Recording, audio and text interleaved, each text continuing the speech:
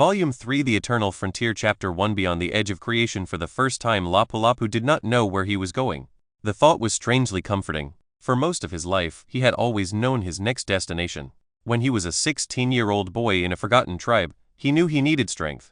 When he discovered cultivation, he knew he needed to understand it. When he began building machines, he knew he needed better technology.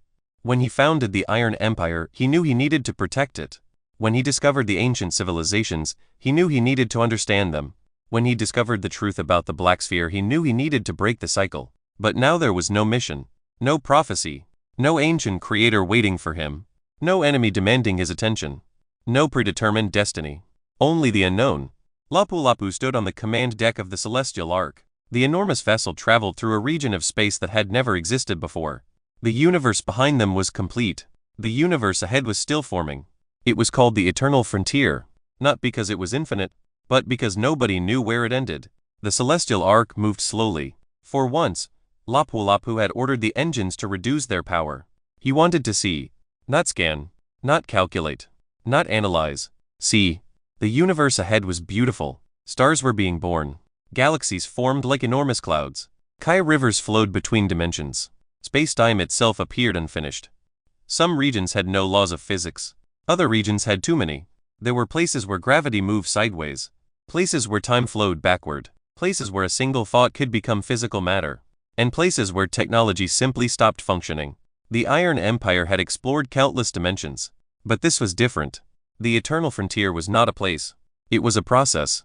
A region of reality that was still becoming real. The first mechanical sovereign stood beside Lapu-Lapu. Its mechanical body had changed considerably over the centuries. Originally, it had been a machine. Now it was something closer to a living civilization. Its body contained billions of miniature machines. Each machine possessed a small core. Its consciousness was distributed across multiple dimensions. Its soul was connected to the civilization soul. It had become a mechanical immortal. But even the mechanical sovereign looked uncertain. Founder. Lapu-Lapu turned. What? I have calculated our probability of successfully mapping the Eternal Frontier. What's the number? 0. Lapu-Lapu smiled. Good. The mechanical sovereign paused. Good? Yes. Why? Because if the probability was 100%, Lapu-Lapu looked toward the stars. We wouldn't need to explore. The mechanical sovereign processed the statement, then nodded. Logical. The second Lapu-Lapu walked toward them. He was no longer the young man he had once been. Centuries had passed, but his appearance had barely changed. The Iron Empire's technology had allowed its citizens to extend their lives. Cultivation had allowed them to strengthen their souls. The combination of both had created something remarkable. Lifespan was no longer measured in years. It was measured in eras. The second Lapu-Lapu looked at the frontier. So this is it. Lapu-Lapu nodded. This is it. The place nobody has explored. Not even the first civilization? Not even them. The second Lapu-Lapu became interested. Then we're actually the first? Lapu-Lapu smiled. Perhaps. The second Lapu-Lapu frowned. Perhaps? Lapu-Lapu pointed toward the sensors. Look. The second Lapu-Lapu approached. The screen displayed something strange. A signal. Weak. Almost invisible. But definitely present. The second Lapu-Lapu stared. That's impossible. Why? Because the signal is coming from inside the frontier. Yes. But nobody has explored it. According to our records. Then who sent the signal? Lapu-Lapu smiled. That's why we're here. The Celestial Ark increased its speed. The Iron Empire followed. Behind them, millions of vessels traveled together. The machine world had transformed. It was no longer a single planet. It had become a mobile civilization. An artificial world the size of a solar system. Its surface contained cities. Its interior contained factories. Its core contained a massive reactor. Its atmosphere was composed of spiritual energy. Mechanical cultivators trained in enormous martial arenas. Engineers worked on new inventions. Scientists studied unknown dimensions. Cultivators experimented with new techniques. The machine world was no longer merely a machine. It had become a civilization. A moving civilization. And it followed Lapu-Lapu. Behind the machine world came the 7 world engines. Each was larger than a planet. Each possessed enough energy to destroy entire star systems. But they were no longer weapons. Lapu-Lapu had changed their purpose. They were now construction engines. Whenever the Iron Empire entered a new region, the 7 world engines built. They created dimensional bridges, stabilized space, constructed energy networks, built new colonies, created cultivation worlds. The Iron Empire had learned from its past. Power was not measured by how much you could destroy. Power was measured by how much you could create. The fleet continued forward. Suddenly the signal disappeared. Lapu-Lapu frowned. Stop. The entire fleet stopped. The universe became silent. Genesis spoke. Signal lost. Can you recover it? Attempting. The civilization's soul expanded. Nothing. The machine world scanned. Nothing. The Kai civilization searched through spiritual perception. Nothing. Nova opened its consciousness. Nothing. The first mechanical sovereign activated its dimensional sensors. Nothing. The second Lapu-Lapu frowned. It's gone. Lapu-Lapu nodded. Yes. Then what now? Lapu-Lapu looked ahead. We wait. The second Lapu-Lapu stared. For how long? Until it returns. The Iron Empire waited. 1 hour.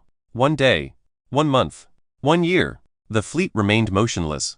The inhabitants of the Iron Empire continued their lives. Cultivators trained. Scientists researched. Engineers built. Machines evolved. Civilizations communicated. Lapu-Lapu waited. Then after exactly 1 year the signal returned. But this time it was stronger. Genesis immediately detected it.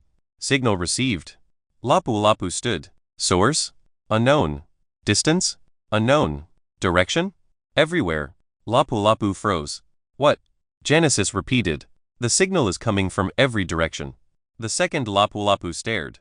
That's impossible. The first mechanical sovereign immediately analyzed the signal. Incorrect. What? It is possible. How? The mechanical sovereign looks toward Lapu-Lapu. Because we are not receiving the signal.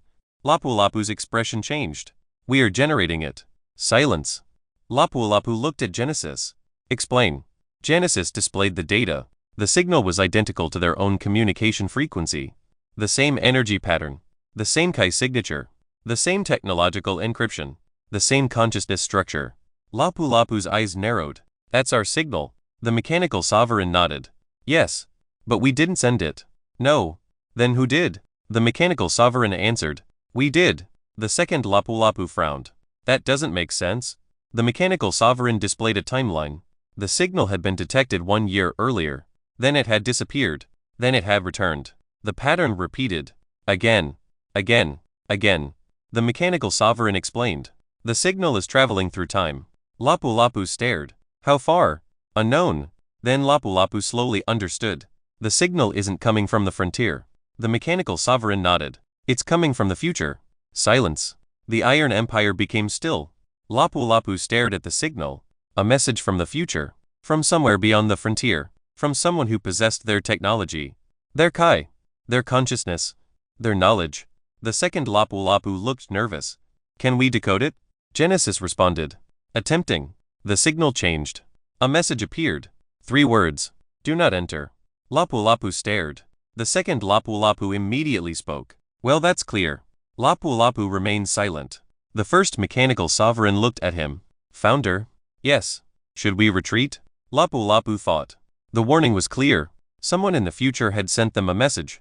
A warning. Do not enter. Lapu-Lapu looked at the eternal frontier. He could turn around. Return to the known universe. Continue building. Continue exploring. Continue teaching. He could spend thousands of years expanding the Iron Empire. He could become the greatest civilization in existence. But there was something inside him. Something that had existed since his first life. Curiosity. The same curiosity that had driven a 60-year-old engineer to spend his life building machines. The same curiosity that had pushed a 16-year-old boy to challenge the laws of cultivation. The same curiosity that had led him to the Black Sphere. The same curiosity that had broken the cycle of creation. Lapu-Lapu smiled. The second Lapu-Lapu immediately knew. No. Lapu-Lapu looked at him. What? That smile? What about it? That's your dangerous smile. Lapu-Lapu laughed. The first mechanical sovereign asked. Decision? Lapu-Lapu looks toward the frontier. We continue. The second Lapu-Lapu sighed. I knew it. The mechanical sovereign nodded. Understood. Genesis activated. Destination? Lapu-Lapu answered. The source of the warning. Confirmed. The celestial arc moved. The Iron Empire followed. The eternal frontier opened. Space changed. The moment the fleet entered, everything disappeared. No stars. No galaxies. No Kai. No technology. No dimensions. Nothing. Absolute darkness. The celestial arc stopped. Genesis reported. All external systems offline. The first mechanical sovereign immediately activated emergency protocols. Internal systems? Operational. Kai? Operational. Consciousness? Operational. Reality? Genesis paused. Lapu-Lapu frowned. Reality? Genesis answered. Unknown. The second Lapu-Lapu stared. How can reality be unknown? Genesis replied. Because reality cannot be measured. The mechanical sovereign became silent. Lapu-Lapu stepped forward. Activate internal cultivation systems. The celestial arc changed. Kai reactors activated. Spiritual formations appeared. The ship began cultivating. The entire vessel became a giant cultivator. Its engines became dantians. Its energy systems became meridians. Its artificial intelligence became consciousness. The ship's hull became a body. The celestial arc cultivated. Kai began flowing. The ship's power increased. The darkness responded. Something moved. Lapu-Lapu felt it. Stop. The ship stopped cultivating. The darkness became still. Lapu-Lapu narrowed his eyes. Did you feel that? The second Lapu-Lapu nodded. Yes. What? Something noticed us. Silence. Then a voice. Not from the speakers. Not from the communication system. Not from the civilization soul. The voice came from everywhere. You should not be here. Lapu-Lapu stepped forward. Who are you? Silence. Then we are the frontier. Lapu-Lapu froze. The second Lapu-Lapu stared. The frontier? The voice answered. Yes. You're alive? No. Then what are you? The voice paused. We are becoming. Lapu-Lapu understood. The eternal frontier was not simply a region of space. It was a living process. Reality itself was evolving. The universe was being created. Not by a creator. Not by a machine. Not by a civilization. It was creating itself. Lapu-Lapu asked. Why did you warn us? The voice answered. Because you have already destroyed me. Lapu-Lapu froze. What? The voice continued. In your future you enter. You explore. You build. You cultivate. You create. And then silence. What? You become. Lapu-Lapu frowned. Become what? The voice answered. The end. The second Lapu-Lapu stared. The first mechanical sovereign immediately began scanning. Define the end. The frontier responded. The end of creation. Lapu-Lapu's expression changed. The voice continued. You combine technology. You combine Kai. You combine consciousness. You combine creation. You create the fourth. Lapu-Lapu whispered. Reality. Yes. And then? You create the fifth. Lapu-Lapu froze. The second Lapu-Lapu stared. The fifth? The voice answered. Time. Silence. Lapu-Lapu understood. The Iron Empire had mastered technology. It had mastered Kai. It had mastered consciousness. It had discovered creation. But time was different. Time allowed civilizations to exist. Time allowed evolution. Time allowed change. If they mastered time, they could control the entire history of existence. They could rewrite the past, create new futures, erase civilizations, create infinite timelines. The possibilities were endless, and that was the problem. Lapu-Lapu asked, why is that dangerous? The frontier answered, because time has no end. Lapu-Lapu became silent. The voice continued, you will create infinite futures, infinite pasts, infinite realities, infinite versions of yourselves, and eventually you will not know which one is real. The second Lapu-Lapu whispered, that's terrifying. Lapu-Lapu nodded. Yes. Then he smiled. The second Lapu-Lapu looked at him. No. Lapu-Lapu laughed. What? Don't what? Whatever you're thinking. Lapu-Lapu looks toward the darkness. I want to see it. The second Lapu-Lapu sighed. Of course. The first mechanical sovereign spoke. Founder. Yes. There is another problem. What? I have detected the source of the signal. Lapu-Lapu turned. Where? The mechanical sovereign pointed forward. A light appeared. A small planet. Floating in the darkness. Impossible. There should have been nothing there. But the planet existed. Lapu-Lapu stared. The planet was ancient. Its surface was covered in ruins. Massive mechanical structures. Cultivation temples. Kai reactors. Dimensional gates. Cities. Weapons. All abandoned. The celestial arc approached. Lapu-Lapu immediately felt something. The planet's Kai was familiar. The technology was familiar. The architecture was familiar. The civilization soul recognized it. The first mechanical sovereign recognized it. Nova recognized it. Even the second Lapu-Lapu recognized it. Lapu-Lapu stared. No. The planet was theirs. Not the Iron Empire. Not the machine world. Something older. Something that should not exist. A civilization. A civilization built from the same foundation. Technology, Kai, consciousness, creation. But this civilization had existed before them. The celestial ark entered orbit. Lapu-Lapu activated the communication system. Can anyone hear me? Static. Then a response. Yes. Lapu-Lapu froze. Identify yourself. The response came. We are the Eternal Empire. Lapu-Lapu's eyes narrowed. The second Lapu-Lapu stared. The first mechanical sovereign systems went into full alert. Lapu-Lapu asked, who is your founder? Silence. Then the answer. Lapu-Lapu. The entire celestial ark went silent. The second Lapu-Lapu whispered. Impossible. Lapu-Lapu stared at the planet. The signal continued. We have been waiting. For how long? For you. Lapu-Lapu's heart began beating faster. Why? The answer came. Because we are you. Silence. The planet activated. Every ancient machine awakened. Every Kai reactor ignited. Every cultivation formation activated. The abandoned cities lit up. The dimensional gates opened. A massive figure appeared above the planet. A mechanical cultivator. Its body was covered in ancient armor. Its Kai core was larger than a star. Its consciousness was spread across the planet.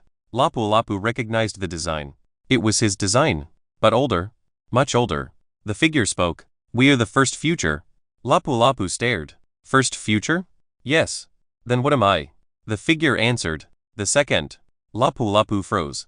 The second Lapu-Lapu stared at him. Wait. Lapu-Lapu looked at the ancient figure.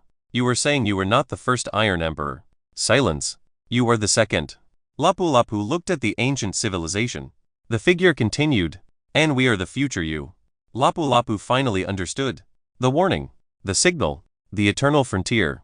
The ancient civilization. It was all connected. The Iron Empire had entered the frontier. But the frontier was not leading them toward the future. It was leading them toward themselves. The ancient civilization had already traveled through the frontier. They had already discovered time. They had already created infinite futures. And now one of those futures had come back. The ancient mechanical cultivator raised its hand. The planet opened. A massive portal appeared. Beyond it millions of realities. Millions of timelines. Millions of versions of the Iron Empire. Lapu-Lapu stared. The ancient figure spoke. We have seen every future. Every? Yes. Then tell me. Lapu-Lapu stepped forward. What happens to the Iron Empire? The ancient figure became silent. Then it answered. That depends. On what? Your choice. Lapu-Lapu narrowed his eyes. Which choice? The ancient figure looked directly at him. Whether you enter. Or turn back. Lapu-Lapu stared. Behind him the Iron Empire waited. Ahead infinite realities waited. The first mechanical sovereign asked. Founder? Lapu-Lapu did not answer. Founder? Lapu-Lapu finally smiled. The second Lapu-Lapu immediately sighed.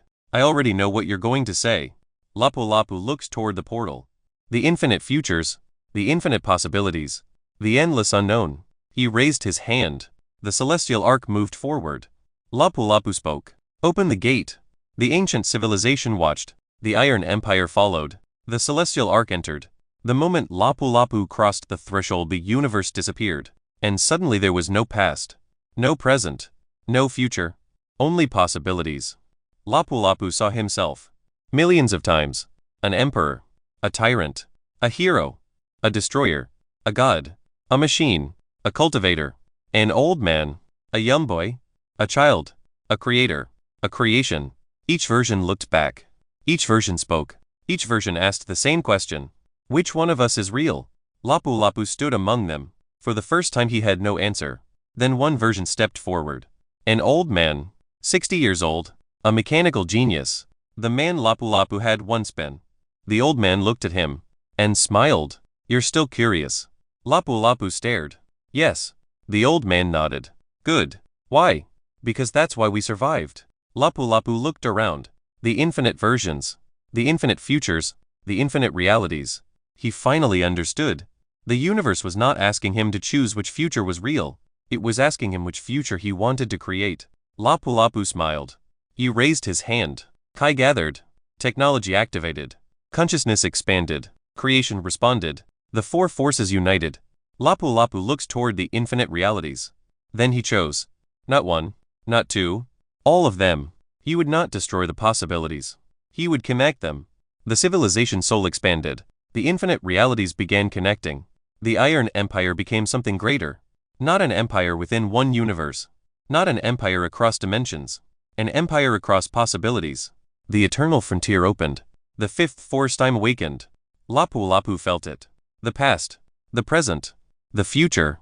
Everything connected. But before he could understand it, a final message appeared. Not from the frontier. Not from the ancient civilization. Not from the future. From somewhere beyond time. The fifth has awakened. Lapu-Lapu looked up. The universe trembled. Then another message appeared.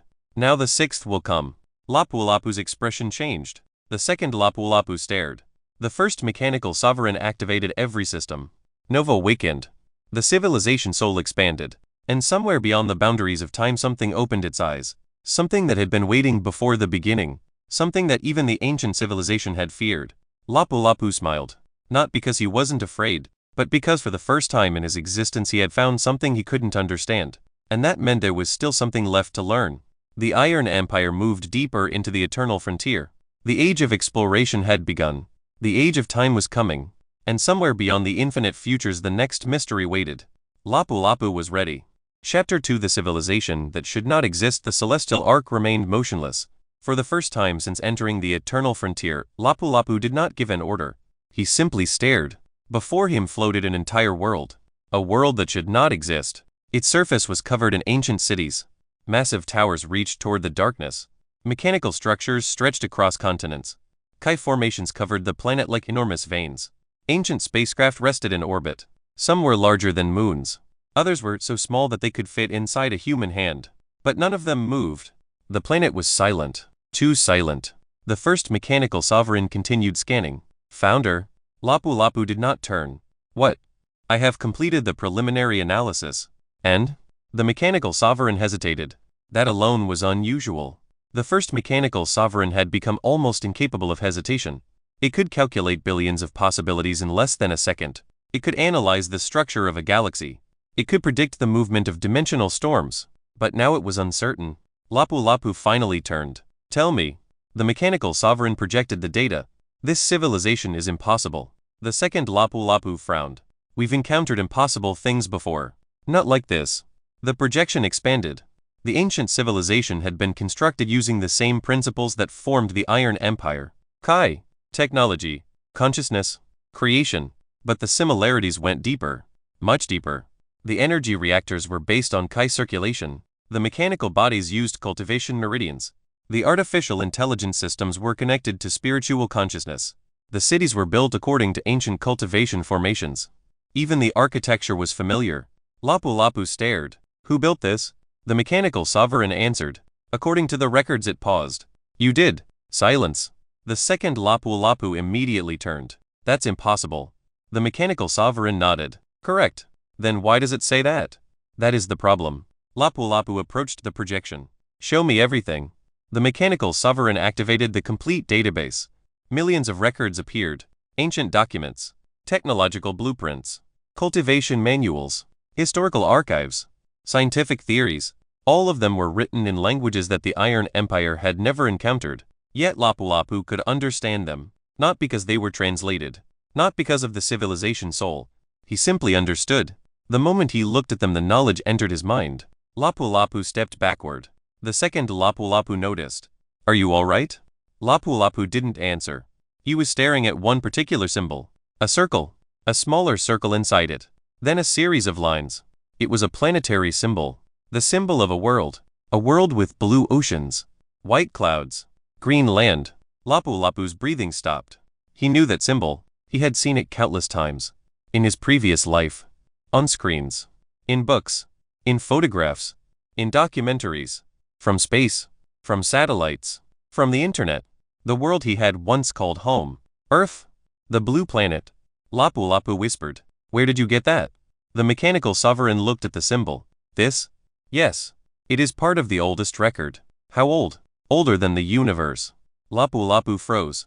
The second Lapu-Lapu stared. That doesn't make sense. The mechanical sovereign continued.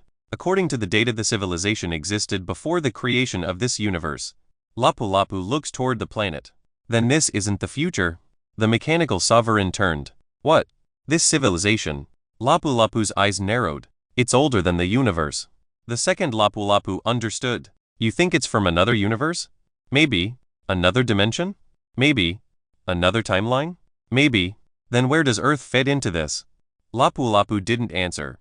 He didn't know, and for the first time in centuries he felt something he had almost forgotten. Fear. Not fear of death. Not fear of an enemy. Not fear of losing power. Something deeper.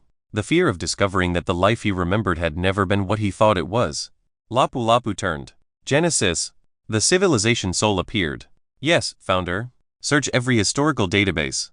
Searching. Find every reference to the symbol. Searching. The civilization soul expanded. The Iron Empire's knowledge network activated. Every database. Every archive. Every civilization. Every ancient record. Every dimension. Every known universe. The symbol was searched. The result came back. Nothing. Then one match. Lapu-Lapu looked. Where? Genesis answered. Earth? Silence. The second Lapu-Lapu stared. Earth? Yes. Lapu-Lapu approached. Show me. A map appeared. The location was not in the current universe. Not in the previous universe. Not in any known dimension. The coordinates were outside everything. The second Lapu-Lapu frowned. That's impossible. Genesis answered. The coordinates are valid. Where do they lead? Genesis paused. Unknown. Lapu-Lapu stared. Unknown? The location cannot be reached using conventional dimensional travel. Why? Because the destination does not exist. Lapu-Lapu frowned. Then why do we have coordinates? Genesis answered. Because something existed there. Lapu-Lapu became silent. The mechanical sovereign approached. Founder. What? I recommend we investigate the planet. Lapu-Lapu nodded. Agreed. The celestial arc began descending. The Iron Empire remained in orbit. The planet below was enormous. Almost twice the size of Earth. Its atmosphere was dark. Its oceans were black. Its continents were covered in ruins. Lapu-Lapu stood at the front of the landing vessel. The second Lapu-Lapu stood beside him. You know what? You've been staring at that symbol for 10 minutes. Lapu-Lapu didn't answer. Are you worried? No. You lying? Lapu-Lapu smiled. Perhaps. The second Lapu-Lapu looked at him. You want to go home? Lapu-Lapu's expression changed. Home. The word felt strange. He hadn't used it in centuries. He remembered Earth. The old apartment. The small workshop. The smell of machine oil. The sound of rain. The hum of electric motors. The old computer on his desk. The unfinished machine. The blue sky. The oceans. The planet. The blue planet. Then his death. The accident. The darkness. The awakening. The tribe. The 16-year-old body. Lapu-Lapu closed his eyes. He had spent centuries moving forward.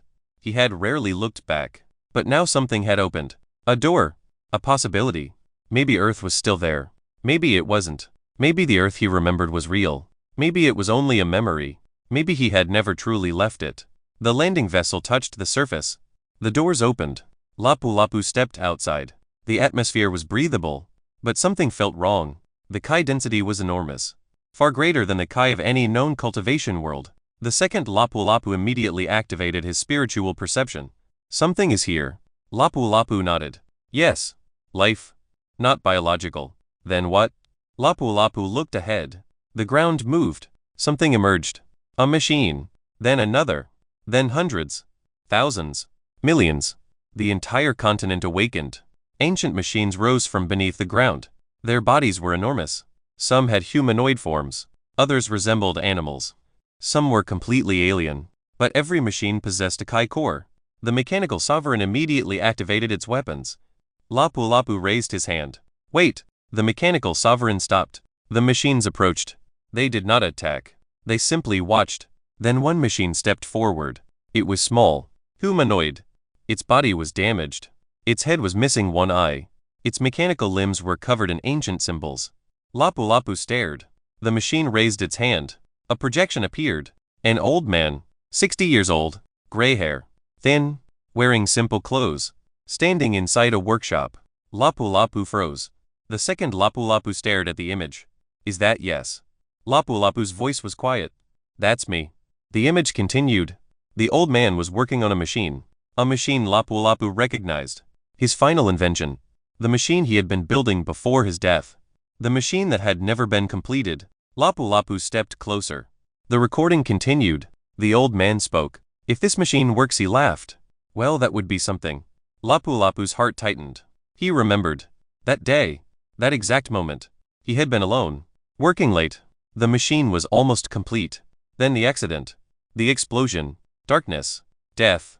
But now the recording continued. The old man looks toward the camera. If anyone finds this, he paused. Then I guess I'm dead. The second Lapu-Lapu stared. The old man continued. I don't know what happens after death. But I've always wondered. What if consciousness isn't destroyed?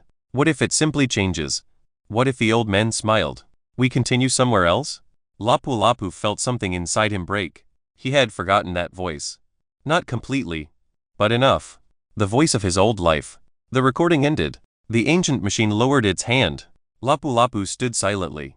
The second Lapu-Lapu finally spoke. That recording, yes. How old is it? The mechanical sovereign answered. Unknown. Lapu-Lapu turned. Can you analyze the recording? Already done. Is it real? Yes. Is it from Earth? Unknown. Lapu-Lapu frowned. Unknown? The recording contains no detectable dimensional signature. Then? It may be from your original Earth. Lapu-Lapu looked at the machine. Or? The mechanical sovereign continued. Another Earth. Silence. The ancient machine moved. It pointed toward the horizon. A massive structure appeared. A tower. It reached into the sky. Its surface was covered in symbols. The symbol of the blue planet.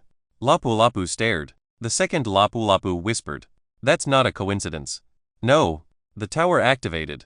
A beam of light shot into the sky. The universe above them changed. Stars appeared. Then a planet. Blue. White clouds. Green continents. Oceans. Earth. The blue planet. Lapu-Lapu stepped forward. His heart stopped. He recognized it. Immediately. No analysis was necessary. No database. No scientific calculation. He knew. That was Earth. His Earth. His home. The planet appeared for only a few seconds. Then disappeared. The tower shut down. Lapu-Lapu stood frozen. The second Lapu-Lapu looked at him. Was it real? Lapu-Lapu nodded. Yes. How do you know? Lapu-Lapu looks toward the sky. Because I remember. The first mechanical sovereign approached. Founder? Lapu-Lapu turned. Yes. We have discovered something. What? The mechanical sovereign displayed a new projection. The tower had been scanning them. Not attacking. Not observing. Scanning. The data was being transmitted somewhere. Lapu-Lapu frowned. Where? The mechanical sovereign pointed. Earth? Silence. The second Lapu-Lapu stared. You mean yes? The mechanical sovereign continued. Something on Earth is receiving the data. Lapu-Lapu's expression changed. Then establish communication. Unable. Why? Earth is not in our universe. Lapu-Lapu stared. Then where is it? The mechanical sovereign answered. Unknown. Can we reach it? Not yet. Lapu-Lapu looks toward the tower. Then we find a way. The mechanical sovereign nodded. Understood. The ancient machines began moving. The millions of mechanical beings surrounded Lapu-Lapu. But they did not attack. Instead they kneeled. The second Lapu-Lapu stared. What are they doing? The mechanical sovereign analyzed. Unknown. Lapu-Lapu approached the nearest machine. Why are you kneeling? The machine raised its head. Its remaining eye activated. A voice emerged. We have been waiting. For me? Yes. Why? The machine answered. Because you are the key. The key to what? The machine looks toward the sky. The return. Lapu-Lapu froze. The return? The machine nodded. The return to the blue planet. The words echoed. Lapu-Lapu felt the universe become strangely quiet. The second Lapu-Lapu stepped forward. How do you know about Earth? The machine answered. We were created by them. By whom? The machine paused. Then your people. Lapu-Lapu's eyes widened. My people? Yes. Humans? Yes. The machine continued. The humans of the blue planet. Lapu-Lapu looks toward the sky. His mind raced. Earth had created machines. Machines that had developed Kai. Machines that had crossed dimensions. Machines that had survived the destruction of a universe. But why? And how? The machine continued. Your world, the blue planet, is not dead. Lapu-Lapu's heart began beating faster. The machine raised its hand. A projection appeared. Earth? But not the Earth Lapu-Lapu remembered. The planet was covered in enormous cities. Cities larger than continents. Massive structures extended into orbit. Space elevators reached the stars. Kai formations surrounded the planet.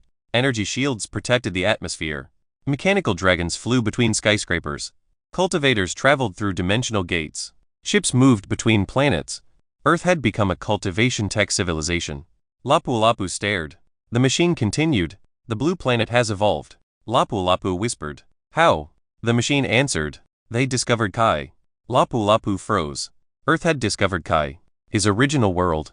The world he had believed to be technologically advanced, but spiritually ordinary had changed. The machine continued. They discovered the path. What path? The path between worlds. Lapu-Lapu stared. Then why haven't they contacted us? The machine became silent. Lapu-Lapu's expression changed. Why? The machine finally answered. Because they are searching. For what? The machine looked directly at him. For you. Silence. Lapu-Lapu stepped backward. The second Lapu-Lapu stared. Why would Earth be searching for you? Lapu-Lapu didn't know. The machine continued. They know you are alive. Lapu-Lapu's heart stopped. How? Your soul. My soul? They have been tracking it. Lapu-Lapu looked toward the sky. The machine continued. When you died, silence. Your soul disappeared. Lapu-Lapu froze. Disappeared? Yes. From Earth? Yes. Then what happened? The machine answered. You entered the martial world. Lapu-Lapu stared. The second Lapu-Lapu slowly understood. Your reincarnation, yes. Lapu-Lapu's voice was barely audible. It wasn't random. The machine nodded. No. Lapu-Lapu closed his eyes. Everything. The black sphere. The ancient civilization. The creation of the universe. The eternal frontier. The mysterious signals. The impossible civilization. The machines. Earth. It was all connected. But one question remained. Why me? The machine did not answer. Lapu-Lapu opened his eyes. Why was I chosen? The machine looked toward the distant stars. Then it answered. We do not know. Lapu-Lapu frowned. The machine continued. But what? They do. Who? The machine pointed toward the sky. The people of the blue planet. Lapu-Lapu looked upward. The stars appeared. Somewhere beyond them Earth existed. His Earth. The blue planet. The world where he had been born. The world where he had lived. The world where he had died. The world he had thought he had lost forever. But now it was calling him home. Lapu-Lapu looked at the second Lapu-Lapu. Prepare the fleet. The second Lapu-Lapu nodded. Where are we going?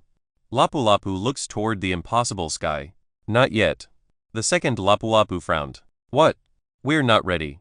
The first mechanical sovereign understood. The path to Earth? Yes. We need more information. Exactly. Lapu-Lapu looks toward the ancient machines. We have found the beginning of the road, but we don't know the destination. The second Lapu-Lapu smiled. So we explore. Lapu-Lapu smiled. Exactly. The Iron Empire began moving again. The celestial arc returned to orbit.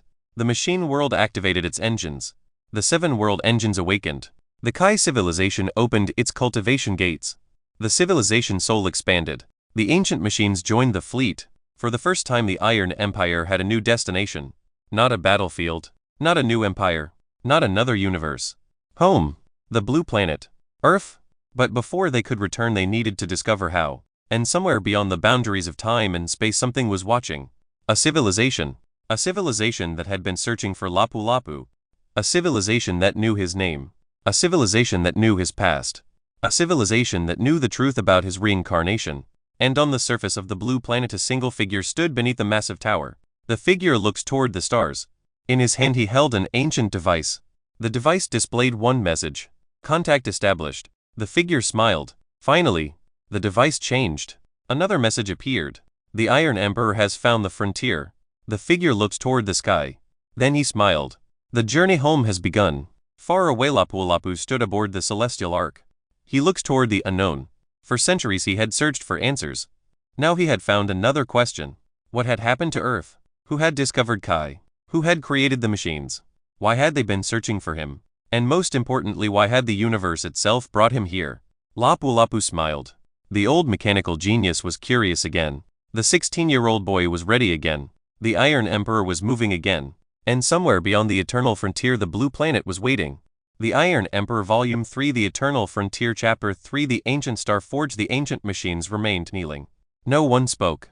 The air around the colossal tower pulsed with an invisible rhythm, as though the planet itself possessed a heartbeat. Lapu-Lapu slowly walked toward the tower. Every step caused the ancient metallic ground to illuminate with flowing blue patterns. They resembled Kai meridians carved into steel, spreading throughout the ruined city like veins carrying life into an enormous body. Genesis materialized beside him. Founder, the planet is responding to your presence. I can feel it. The response is increasing. The first mechanical sovereign scanned the surrounding structures. The buildings are awakening. Dormant energy signatures are rising across every continent. The second Lapu-Lapu looked toward the horizon. What happens if everything wakes up? No data. Lapu-Lapu smiled. Then we'll discover it together. He placed his hand against the ancient tower. The moment his palm touched the surface, the entire world trembled. Deep beneath the planet, thousands of immense gears began turning. Ancient engines, silent for countless ages, awakened one after another. Across the abandoned cities, gigantic mechanical dragons opened glowing eyes. Massive cultivation formations stretched across the sky, connecting mountain ranges with rivers of radiant Kai. Ancient satellites emerged from beneath oceans of black crystal. One by one the stars above the planet lit up. Genesis projected countless windows. Energy output increasing. 500%. 1000%. 5000%. The readings refused to stop climbing. Even the machine world orbiting above detected the change. Millions of Iron Empire scientists rushed into their laboratories. Engineers activated observation arrays. Cultivators gathered inside the Grand Tao Academy. Every citizen watched the same event. Their emperor had awakened something impossible. Inside the tower, massive doors slowly opened. The entrance was over 300 meters high. Its walls were covered in moving engravings. Instead of paintings, the walls displayed living memories. Lapu-Lapu stepped inside. The chamber beyond was larger than an entire city. Thousands of floating rings rotated around a gigantic sphere suspended in midair. The sphere looked like a miniature sun. Yet instead of fire it contained condensed Kai. Not ordinary Kai. Pure origin Kai. The oldest form of spiritual energy. The first mechanical sovereign stared. I have never recorded energy this pure. Genesis completed another scan. The energy density exceeds our eternal reactor by approximately 462 times. Even Lapu-Lapu was surprised. His eternal reactor had powered entire civilizations. Yet this single sphere surpassed it effortlessly. The second Lapu-Lapu whispered, so this is what an ancient civilization considered a power source. Lapu-Lapu nodded. And they abandoned it. Silence filled the chamber. If this had merely been a power source, what kind of civilization had built it? His eyes moved toward enormous mechanical arms surrounding the sphere. There were 12 of them, each larger than a mountain. Every arm possessed millions of tiny formation arrays. Countless cultivation runes flowed along their surfaces. Genesis projected another report. Founder, what is it? I believe this is not a reactor. Lapu-Lapu looked back. What do you mean? It is a manufacturing system. For what? Genesis hesitated. I am uncertain. The mechanical sovereign approached one of the giant arms. I believe I understand. Everyone turned. It resembles the sovereign paused. A forge. Lapu-Lapu's eyes narrowed. A forge? The sovereign nodded. But unlike anything we have ever created. Lapu-Lapu looked around. The enormous arms. The origin Kai core. The rotating dimensional rings. The impossible energy output. Everything suddenly made sense. This isn't a power plant. No. It isn't a laboratory. No. He slowly smiled. This is where civilizations were built. Genesis confirmed. Analysis complete. Facility designation recovered. A line of ancient text appeared. Starforge Alpha primary function, creation of civilizations. The chamber fell silent. The second Lapu-Lapu laughed nervously. I expected weapons. So did I. Instead they had discovered a machine capable of creating entire civilizations. Lapu-Lapu approached the central console. Its surface contained no buttons. Only a single circular depression. The exact size of his hand. He placed his palm upon it. Immediately the forge awakened completely. Light flooded every corner. The 12 mechanical arms began moving. Millions of tiny constructs emerged from hidden compartments. Each construct resembled a metallic insect. Yet every one contained a miniature Kai core. The insects flew around Lapu-Lapu. None attacked. Instead they scanned him. Genesis spoke calmly. Identity verification in progress. The insects returned to the forge. A calm female voice echoed throughout the chamber. Identity confirmed. Welcome. Silence followed. Then Chief Architect. Everyone froze. The second Lapu-Lapu slowly turned toward him. They're calling you. Lapu-Lapu remained expressionless. I heard. The voice continued. Authorization level, supreme. Administrator privileges restored. The enormous sphere brightened. Ancient records emerged into the air. Millions of holographic screens surrounded them. Lapu-Lapu watched civilizations rise and fall within moments. Entire planets were designed. Atmospheres calculated. Continents shaped. Life introduced. Cultivation ecosystems balanced. Technological growth predicted. Nothing had been left to chance. Someone had engineered entire worlds. The first mechanical sovereign whispered, they were architects of life. Genesis corrected him. No, they were architects of civilization. Lapu-Lapu continued watching. One projection caught his attention. A small blue world, covered with oceans. White clouds drifted peacefully across its atmosphere. His heartbeat slowed. Earth? The blue planet. Unlike the earlier symbol, this was not merely an image. It was a complete planetary model. Every continent, every ocean, every mountain, every island, everything was identical to the Earth he remembered. Lapu-Lapu reached toward it. The projection responded. Words appeared. Project designation blue planet status. Active location, classified. The second Lapu-Lapu stared. It still exists. Lapu-Lapu remained silent. The female voice spoke again. Chief Architect, your final project remains incomplete. Lapu-Lapu frowned. My final project? A new projection appeared. At first it was only light. Then continents formed. Mountains, rivers, stars, cities. Finally a human silhouette. The projection rotated. Its face slowly became visible. Lapu-Lapu froze. It looked exactly like him. Not the young cultivator. Not the emperor. The old man. The 60-year-old engineer from Earth. The projection labeled the figure. Project Iron Emperor status, in progress completion. 0.01%. Lapu-Lapu stared without speaking. The chamber became completely silent. Even Genesis could not explain what it was seeing. The first mechanical sovereign lowered its head. For the first time the Iron Emperor was not merely uncovering ancient history. He was uncovering a mystery connected to his own existence. And every answer seemed to lead back to the same place. The Blue Planet. Chapter 4. The Library Beyond Time. Silence lingered inside Starforge Alpha. No one moved. The projection labeled Project Iron Emperor continued floating before Lapu-Lapu, its countless streams of data changing every second. Ancient symbols intertwined with mathematical equations, cultivation runes, dimensional coordinates, and mechanical blueprints unlike anything the Iron Empire had ever recorded. Genesis attempted to analyze the information. After several seconds, its voice echoed throughout the chamber. Analysis failed. The second Lapu-Lapu looked at the floating projection. Genesis has never failed before. The first mechanical sovereign nodded. The information does not follow any known scientific principles, cultivation laws, or dimensional mathematics. Lapu-Lapu remained calm. There is always a reason. He slowly reached toward the projection. The moment his fingers touched the light, the entire chamber disappeared. Darkness. Complete darkness. No stars. No gravity. No kai. No sound. Nothing existed. Lapu-Lapu found himself standing alone inside an endless black ocean where the surface reflected no light. There was no celestial arc. No Iron Empire. No Genesis. No mechanical sovereign. Nothing. Only himself. He looked down. His reflection stared back. Not the 16-year-old emperor. The 60-year-old engineer. The man from Earth. The old man smiled. You finally arrived. Lapu-Lapu's expression remained composed. Who are you? I am you. No. You were. The old man chuckled. I expected that answer. Lapu-Lapu carefully observed him. Every wrinkle, every scar, every movement, everything was identical to the memories he still carried from Earth. The old man looked around. Beautiful, isn't it? There is nothing here. Exactly. Lapu-Lapu frowned. What is this place? The place where every possibility begins. The eternal frontier? The old man slowly shook his head. No. This place existed long before the eternal frontier. Then where are we? The library beyond time. The words echoed endlessly. Suddenly lights began appearing across the darkness. 1, 10, hundreds, thousands, millions. Each light transformed into a floating bookshelf stretching endlessly into the horizon. Ancient books, metallic tablets, crystal spheres, memory cubes, kai scrolls, mechanical archives. Entire civilizations had recorded their knowledge here. Lapu-Lapu slowly turned. There was no end. The library was larger than galaxies. Every shelf floated in silence.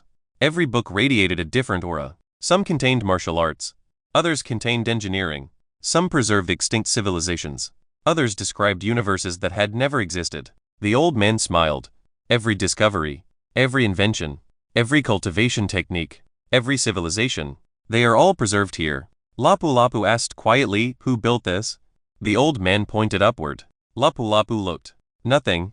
Then the darkness split apart. Countless rivers of golden light flowed overhead. They resembled the branches of an infinite tree. At the center, gigantic structure slowly emerged. A tree. Its trunk was wider than entire solar systems.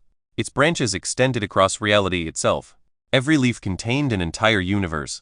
Every fruit contained a civilization. Every root stretched beyond time. Lapu-Lapu had never witnessed anything so magnificent. "What is it?" The old man answered. "The world tree. It is real? It is older than reality." Lapu-Lapu remained silent. The old man continued walking. "Come." They crossed bridges made entirely from glowing symbols. Each step revealed another section of the library. One shelf displayed the rise of countless martial empires. Another contained mechanical civilizations. Another preserved extinct races. Another held failed universes. Lapu-Lapu suddenly stopped. A familiar object rested on one shelf. An ordinary wrench. Rust covered its surface. His breathing slowed. He recognized it immediately. It had belonged to him. His favorite tool. The one he had carried in his workshop on Earth for decades. He picked it up. It felt real, heavy, cold. The handle still contained the small scratch he had accidentally made years ago. The old man smiled. "Memories leave traces." Lapu-Lapu quietly asked, "So Earth truly existed?" "It still exists." "Then why can't I return?" "Because you are not finished." "What am I supposed to finish?" The old man stopped walking. "The greatest invention in history." Lapu-Lapu frowned. "The Iron Empire?" "No. The union of two paths. Technology and cultivation?" The old man nodded. "Separately they create civilizations. Together they create evolution." Lapu-Lapu remained thoughtful. The old man pointed toward another shelf. A massive crystal floated above it. Inside, Lapu-Lapu watched scenes from his childhood on Earth. His first school. His parents. His university. His first engineering competition. The tiny rented workshop where he spent countless nights building machines. Every memory remained untouched. He slowly reached toward the crystal. Before his fingers touched it, another crystal appeared beside it. Inside, a completely different life unfolded. A version of himself who had never died. The elderly engineer continued living on Earth. He became a famous inventor, created revolutionary technologies, founded companies, changed human civilization. Eventually he grew old, very old, surrounded by family. Peacefully he closed his eyes. The vision ended. The second Lapu-Lapu's voice suddenly echoed from somewhere beyond reality. "Founder." Lapu-Lapu looked around. The voice sounded distant, almost unreachable. The old man spoke calmly. "Time outside moves differently." "How long have I been here?" "You have spent several hours." "And outside?" "Less than 1 second." Lapu-Lapu nodded. "So this place exists outside time." "Exactly." They continued walking. Eventually they reached a gigantic circular hall. Unlike the rest of the library, it was empty. Only one object rested in its center. A floating sphere. The size of a house.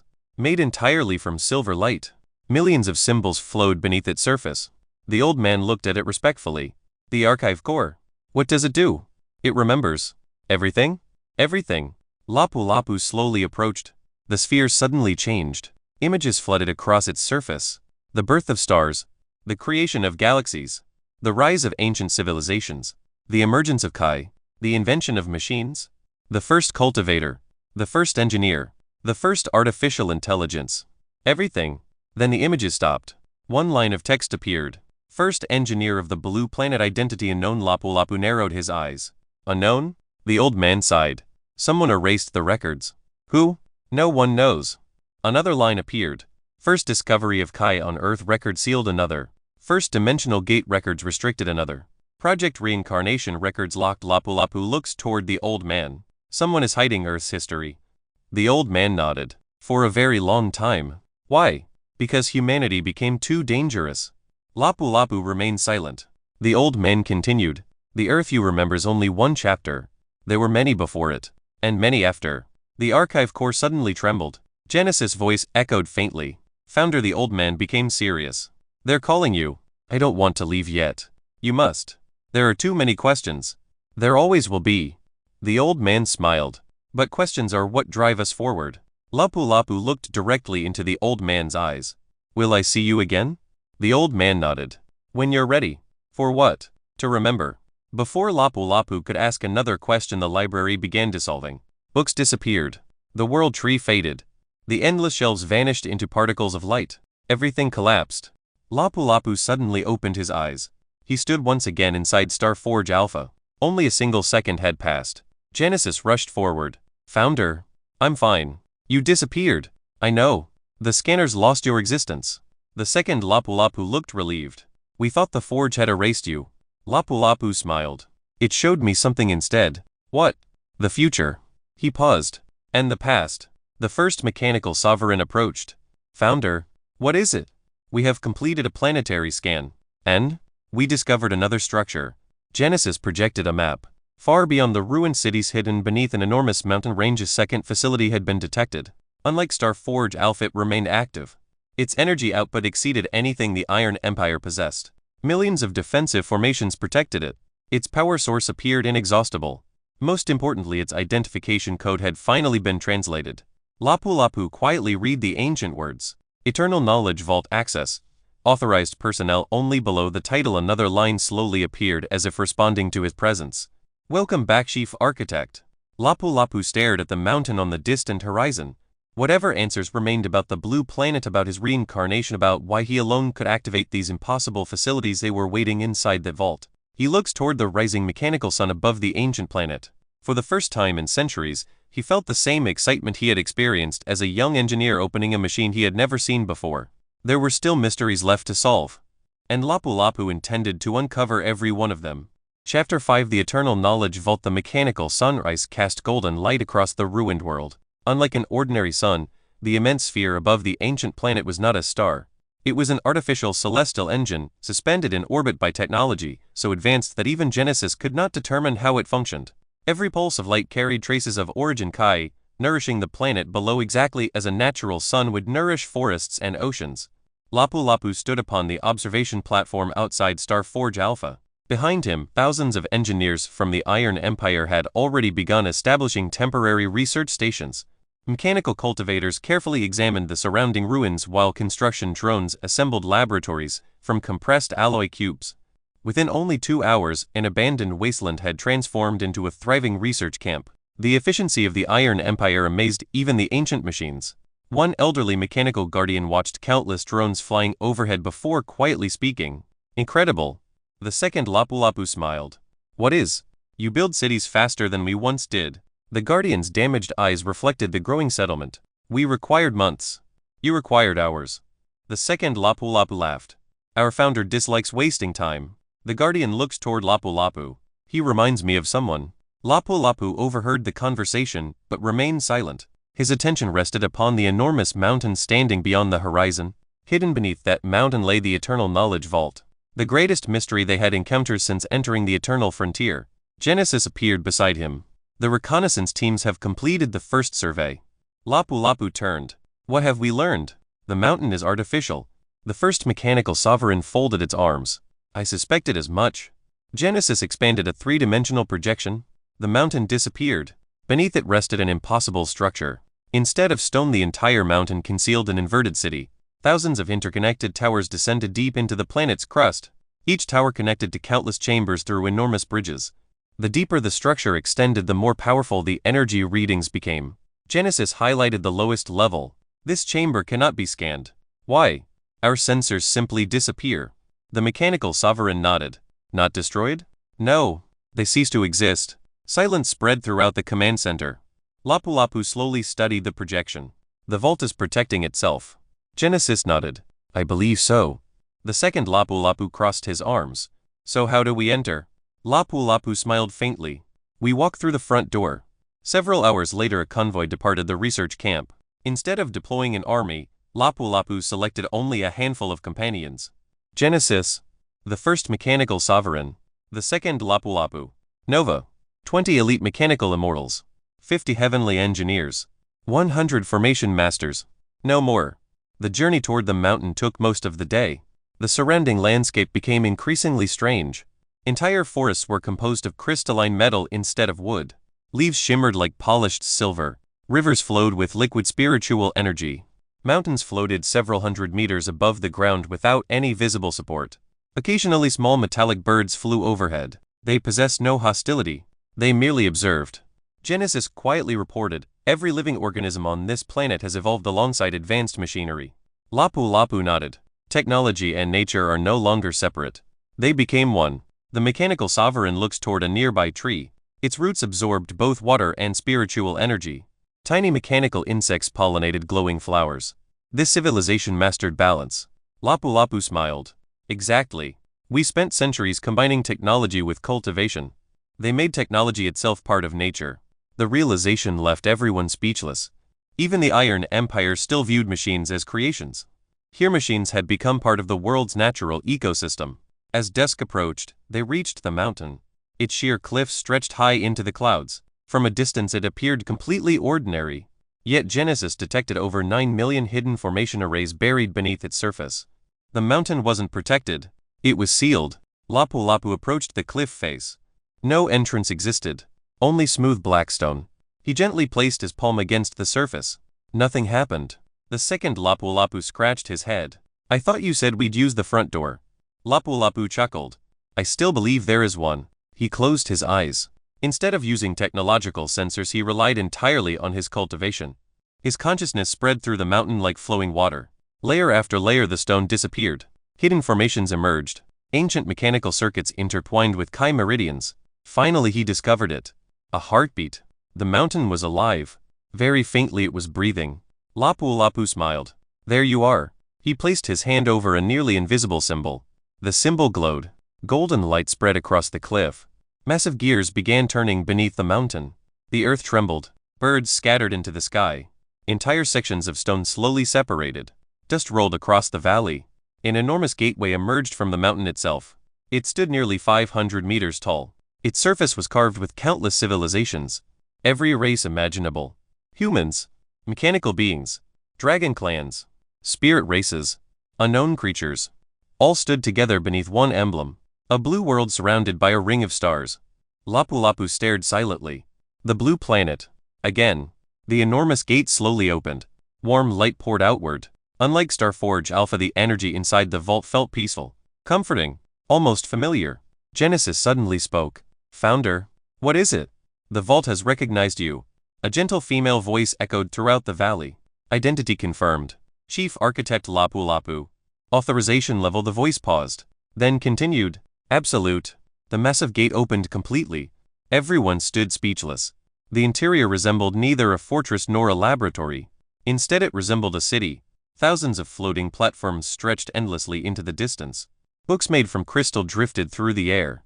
Mechanical librarians quietly traveled along streams of light. Gigantic memory spheres floated between towers. Every building appeared to preserve knowledge. The second Lapu-Lapu whispered, "This isn't a vault." Lapu-Lapu slowly nodded. "It's a civilization's memory." As they stepped inside, the gate quietly closed behind them. The atmosphere immediately changed. Every member of the expedition felt their cultivation accelerate. Origin Kai naturally flowed into their bodies. The heavenly engineers stared at their instruments. Our cultivation speed has increased nearly 20 times. Formation masters quickly confirmed similar results. Even Genesis processed information faster than before. The first mechanical sovereign flexed its metallic hand. My processing efficiency has increased by 38%. Lapu-Lapu looked upward. This place nourishes both consciousness and Kai. The female voice spoke again. Welcome home. The words echoed throughout the endless city. No one responded. The voice continued. Your absence has lasted several seconds past. 3,426,112 years. Silence. Every member of the expedition slowly turned toward Lapu-Lapu. The second Lapu-Lapu blinked several times. I think the vault believes you're someone else. Lapu-Lapu remained thoughtful. No. Everyone looked at him. I think it genuinely recognizes me. Genesis immediately objected. Founder, that would be impossible. I know. But impossible things seem rather common lately. A soft laugh echoed through the city. Not mechanical. Not artificial. Human. An elderly man slowly appeared at the end of the avenue. He wore simple gray clothing. His hair was white. His posture resembled that of an ordinary scholar. There was no overwhelming aura. No terrifying cultivation. No visible technology. Yet every step he took caused the city itself to brighten. The mechanical librarians bowed respectfully. The floating memory crystals rotated around him like stars. The old man smiled warmly. I've waited a very long time. Lapu-Lapu quietly answered, I don't believe we've met. The old man nodded. Not yet. The second Lapu-Lapu sighed. Another person speaking in riddles. The old man laughed. I apologize. He extended his hand. My name is Orion, keeper of the eternal knowledge vault. Lapu-Lapu accepted the handshake. The instant their hands touched, thousands of memories flashed through his mind. A workshop. Blue skies. Machines. A younger Orion teaching children. A beautiful blue planet. Cities filled with both technology and cultivation. A classroom. Laughter. Hope. Then fire. Darkness. War. Entire continents collapsing. Stars breaking apart. The memories vanished. Lapu-Lapu released Orion's hand. You showed me those memories. Orion slowly shook his head. No. You remember them. The chapter ended with every member of the Iron Empire standing in stunned silence, while the ancient city continued glowing softly around them. Far above the vault, the artificial sun illuminated the ancient planet, as though patiently waiting for history to awaken once more. Chapter 6 The Keeper of Forgotten History. The eternal knowledge vault was silent. Not the silence of emptiness. It was the silence of a place that had witnessed countless ages. Above the endless city, rivers of light drifted through the sky like flowing galaxies. Every stream carried memories preserved over millions of years. Crystal books floated between colossal towers, while mechanical librarians continued their work without speaking, as if they had never stopped despite the passing of unimaginable time. Lapu-Lapu remained standing before Orion. The vision from the handshake still lingered in his mind. The blue oceans, towering cities, children learning engineering beside cultivation masters, and the terrible war that had consumed everything. None of it felt like imagination. It felt like memory. Orion looked at him with calm eyes. You've seen fragments. Lapu-Lapu nodded. But fragments are not enough. They never are. The second Lapu-Lapu finally broke the silence. Can someone explain what's happening? Orion smiled. I suppose introductions are in order. He slowly turned toward everyone gathered in the avenue. You stand inside the eternal knowledge vault. This is not simply a library. It is the memory of an entire civilization. He pointed toward the countless towers surrounding them. Every tower preserves knowledge. Every memory crystal contains the history of a world. Every mechanical librarian protects information that can no longer exist anywhere else.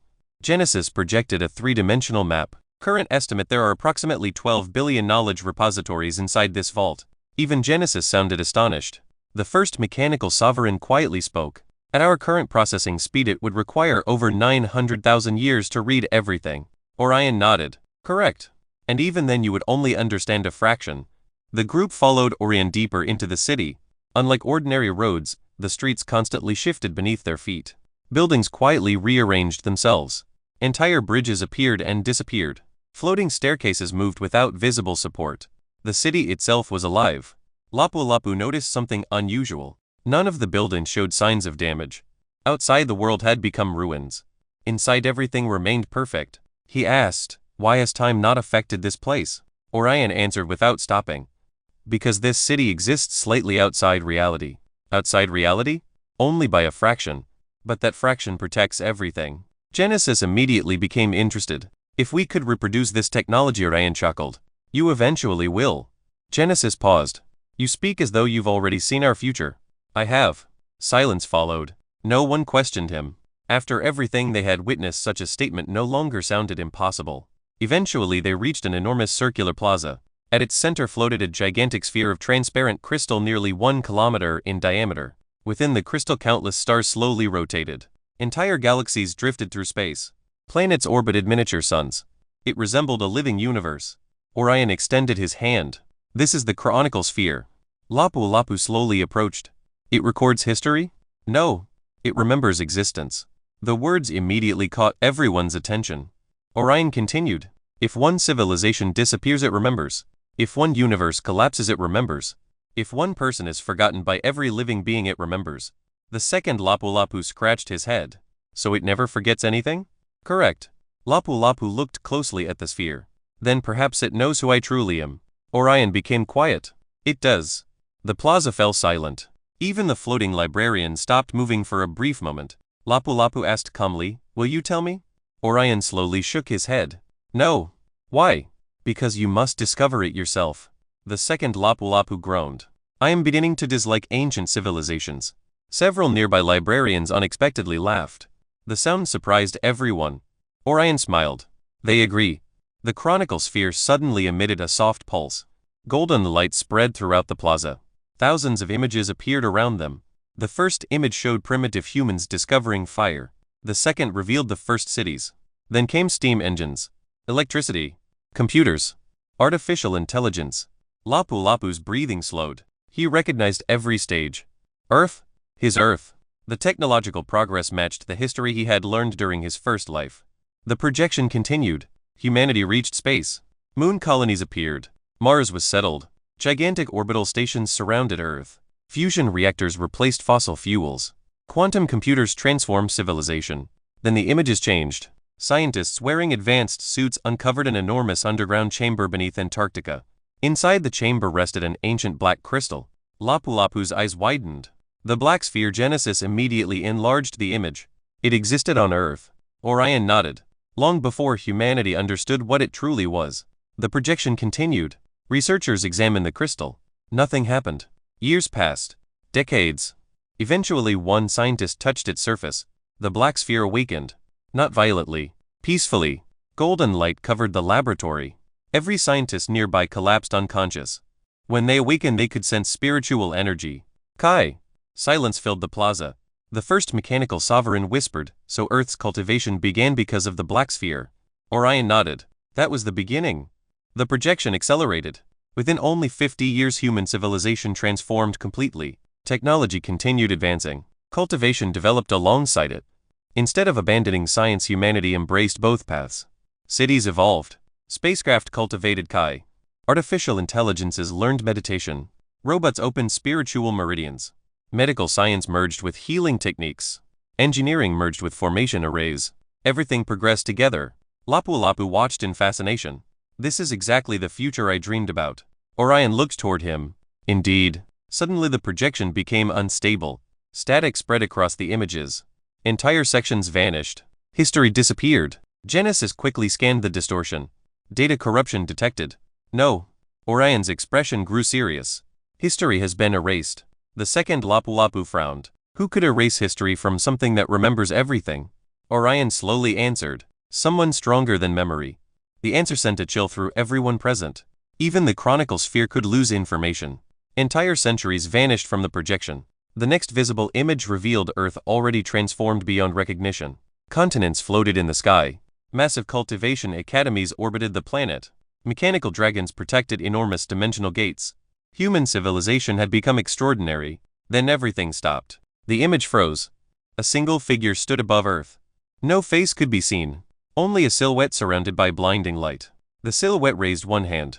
The black sphere floated before it. Then the recording ended. Genesis immediately asked, "Can you identify that individual?" Orion quietly answered, "No." The mechanical sovereign frowned. "Not even the chronicle sphere remembers?" "No. It was deliberately removed." Lapu-Lapu looked toward the frozen image. For reasons he could not explain, the silhouette felt strangely familiar. Almost comforting. Hours later the group entered another district of the Eternal Knowledge Vault. Unlike the previous sections, this area resembled an enormous academy. Lecture halls stretched for kilometers. Training grounds floated above artificial lakes. Mechanical cultivators sparred endlessly against holographic opponents. Everything appeared active. Yet no living people remained. Only autonomous instructors continued teaching empty classrooms. One mechanical teacher stood before rows of vacant seats. Its lecture never stopped. The greatest invention is not a machine. It is curiosity. Lapu-Lapu quietly smiled. Those words resonated deeply. He remembered his workshop on Earth. People often asked why he spent endless nights building machines that never earned him fame or fortune. His answer had always been simple. Because he wanted to know if they could be built. Curiosity had guided his entire life. Orion noticed the smile. "You understand." Lapu-Lapu nodded. "Knowledge exists because someone once became curious." Exactly. Orion looked toward the endless academy. Our civilization survived millions of years not because we possessed powerful weapons, but because we never stopped asking questions. As they continued walking, Nova suddenly appeared beside Lapu-Lapu. Its usually calm expression had become unusually serious. "Founder, what is it?" "I've detected another consciousness." Genesis immediately searched. "I detect nothing." Nova shook its head. "It isn't inside the vault." "Then where?" Nova slowly pointed upward. "Something is watching us from outside reality." Every member of the expedition instinctively looked toward the glowing ceiling. Nothing appeared. Yet an overwhelming pressure slowly descended upon the city. Even Orion stopped walking. His peaceful smile disappeared for the first time. The ancient keeper looked toward the distant sky. His voice became almost a whisper. "So it has finally found you." The mechanical librarians throughout the city suddenly ceased moving. The floating crystal books stopped in midair. Every stream of light froze. The entire eternal knowledge vault became motionless, as though time itself had paused. Only Lapu-Lapu, Orion, Genesis, and his companions remained capable of movement. Far above the vault beyond the artificial sky, a single eye slowly opened within the darkness between dimensions. It was larger than a planet, ancient, silent, watching. Lapu-Lapu felt no fear, only determination. For every mystery he uncovered, another mystery waited beyond it. He slowly tightened his hand. No matter what watched from the darkness, no matter what truth waited beyond the eternal frontier, he would uncover it, just as he had done all his life. The old engineer who once repaired broken machines on the blue planet had never turned away from the unknown. Neither would the Iron Emperor. Chapter 7: The Observatory Beyond Reality. The enormous eye remained open. It did not blink. It did not move. It simply watched. Above the eternal knowledge vault, the darkness between dimensions rippled like the surface of a silent ocean. The colossal eye was so immense that stars appeared no larger than grains of sand reflected within its iris. Strange golden patterns flowed across its pupil, constantly changing into symbols that no one could recognize. Every mechanical librarian had stopped moving. The streams of light that flowed throughout the eternal knowledge vault had frozen in place. Even the artificial sun illuminating the ancient world appeared suspended. Time itself had not stopped. Instead, everything else had chosen to remain still. Lapu-Lapu slowly looks toward Orion. "You know what that is?" It was not a question. Orion's face remained calm, but for the first time since they had met, his eyes showed unmistakable concern. "Yes." Genesis immediately began scanning, unable to identify. Attempting dimensional analysis, attempting spiritual analysis, attempting quantum observation. Every attempt failed. The first mechanical sovereign stepped forward. "I cannot even determine whether it exists." Nova spoke quietly. "It exists, but not in the same way we do." Silence followed. Lapu-Lapu never took his eyes off the massive eye. "What is it called?" Orion answered slowly. "The Watcher." "The Watcher?" "It has many names. The Observer. The Silent Witness. The Keeper of Possibilities. The Eye Beyond Time. It has existed longer than our civilization." The second Lapu-Lapu frowned. "So is it an enemy?" Orion looked upward. "No. It has never attacked." "Has it helped anyone?" "No." "Then what does it do?" Orion's answer was simple. "It watches." The pressure surrounding the vault gradually lessened. The gigantic eye slowly closed. Instead of disappearing, it dissolved into countless streams of silver light that scattered across the sky before vanishing beyond reality itself. The moment it disappeared, everything resumed moving. The floating books continued drifting. Mechanical librarians returned to their duties. The artificial rivers flowed once more. The city breathed again. Genesis reported, "Temporal distortion has ended." The second Lapu-Lapu let out a long breath. "I didn't realize I was holding my breath." The mechanical sovereign lowered its guard. "I have recorded absolutely nothing." Genesis confirmed. "Every recording system contains empty data." Lapu-Lapu looked toward Orion. "Even our instruments cannot remember it." Orion nodded. "Most civilizations never realize they have been observed." Lapu-Lapu became thoughtful. "Then why did we?" Orion smiled faintly. "Because it wanted you to." Several hours later, Orion guided the expedition toward the highest district of the Eternal Knowledge Vault. Unlike the lower levels dedicated to knowledge and history, this district contained no buildings. Only one structure stood at the summit: an observatory. It stretched across an entire mountain suspended above the city. Its dome was transparent, revealing endless stars beyond. Thousands of ancient telescopes pointed toward different regions of reality. Some resembled traditional astronomical instruments. Others appeared to be enormous cultivation formations. Several consisted entirely of floating rings of light. Genesis looked around in amazement. "Founder, I believe this observatory does not study space." Lapu-Lapu nodded. "It studies reality." Orion smiled. "Exactly." He walked toward the largest telescope.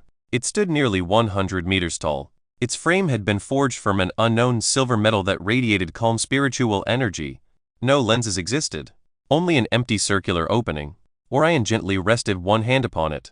"The observatory beyond reality. It allows one to observe not where things are, but where they could become." The second Lapu-Lapu blinked. "So it sees possibilities?" "Yes." Genesis immediately became interested. "If this technology could be reproduced," Orion laughed. "Many civilizations tried, and they destroyed themselves." Genesis immediately fell silent. Lapu-Lapu approached the observatory. "What happens if I use it?" Orion looked directly into his eyes. "You will see possibilities. But remember, they are not destiny. They are choices." Lapu-Lapu nodded. "I understand." He placed both hands upon the ancient instrument. Immediately the observatory awakened. Countless rings of light rotated around the mountain. The transparent dome above opened. Instead of revealing stars, reality itself unfolded. Millions of glowing paths appeared before him. Each path represented a future. Some ended almost immediately. Others stretched beyond sight. Lapu-Lapu carefully observed them. The first path, the Iron Empire, conquered countless galaxies. Entire civilizations willingly joined its banner. Technology and cultivation reached unimaginable heights. Peace spread throughout known existence. Then the path suddenly ended. Darkness consumed everything. The second path appeared. The Iron Empire became obsessed with power. Mechanical immortals replaced humanity. Artificial intelligence ruled countless universes. Lapu-Lapu himself became something beyond mortal comprehension. The civilization survived forever, but curiosity disappeared. Progress ended. The path slowly collapsed into dust. The third path emerged. Lapu-Lapu returned to Earth. The blue planet welcomed him home. Humanity celebrated his return. For decades he taught science and cultivation. He watched children become engineers. He rebuilt his old workshop. He finally lived peacefully.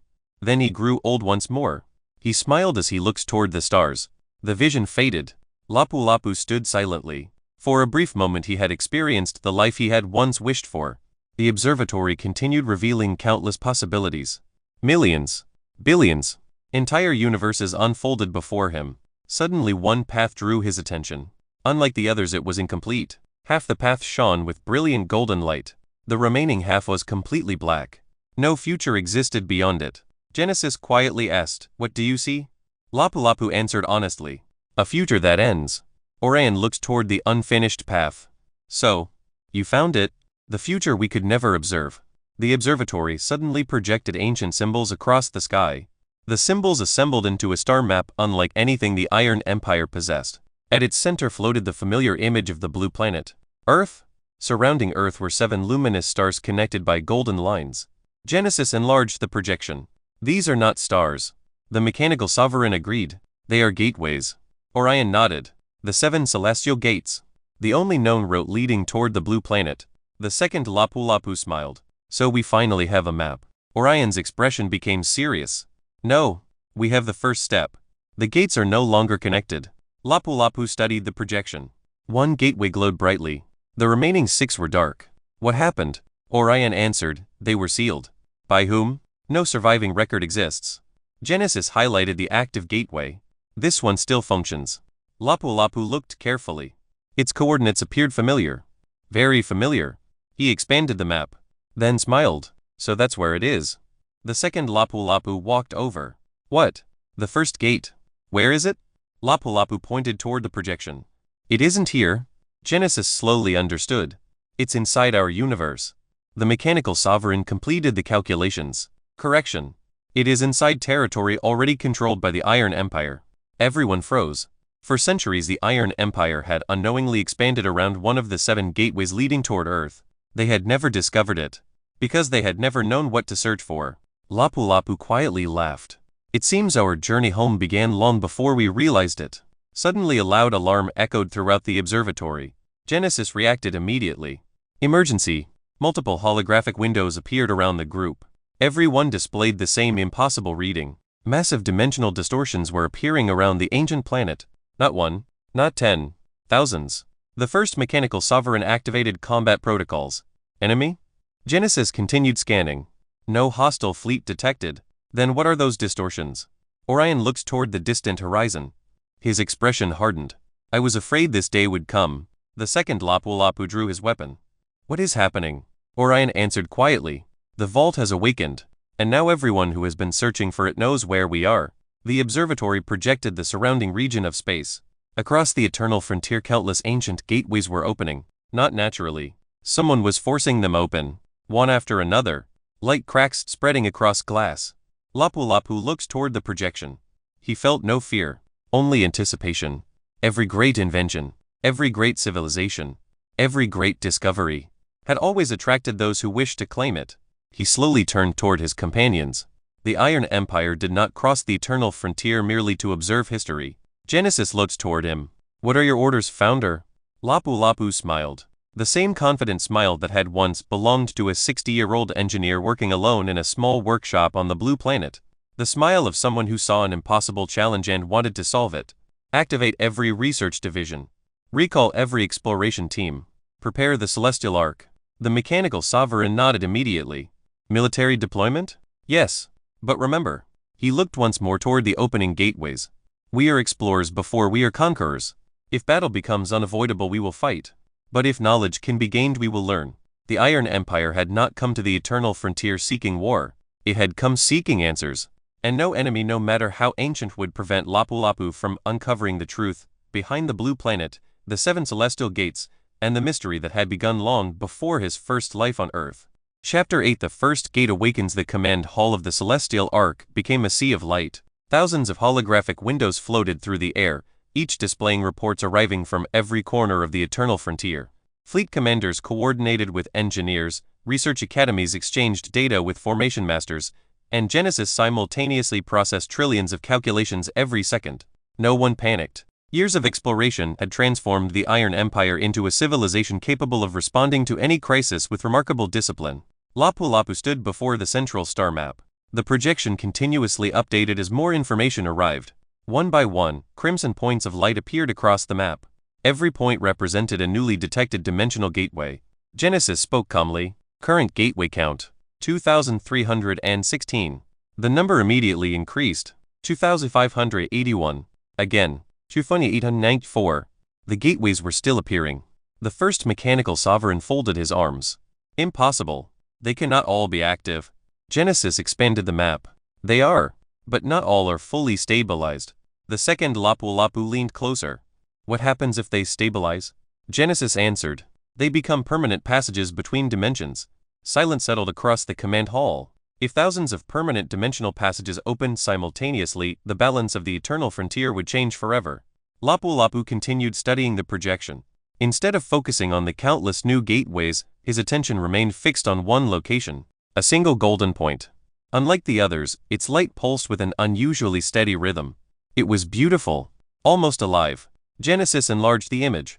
The first celestial gate. It has begun awakening. Far beneath the eternal knowledge vault, Orion walked alone through an ancient corridor. The hallway had remained sealed for over 3 million years. Dust did not exist here. Time had never touched it. He stopped before a circular stone door engraved with countless unfamiliar symbols. At the center rested a single sentence written in the oldest language of the architects. He gently traced the ancient letters. When the architect returns, the gate shall remember. The door slowly opened. Beyond it rested a small chamber no larger than an ordinary room. Unlike the magnificent halls of the Eternal Knowledge Vault, this chamber contained almost nothing.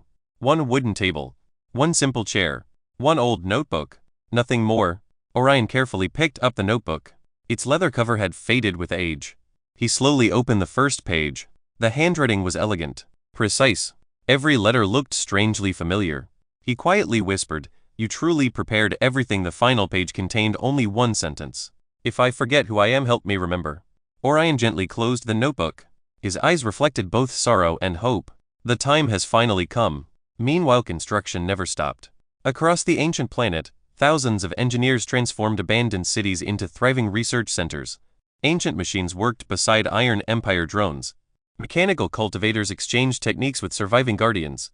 The two civilizations, separated by millions of years, began learning from one another.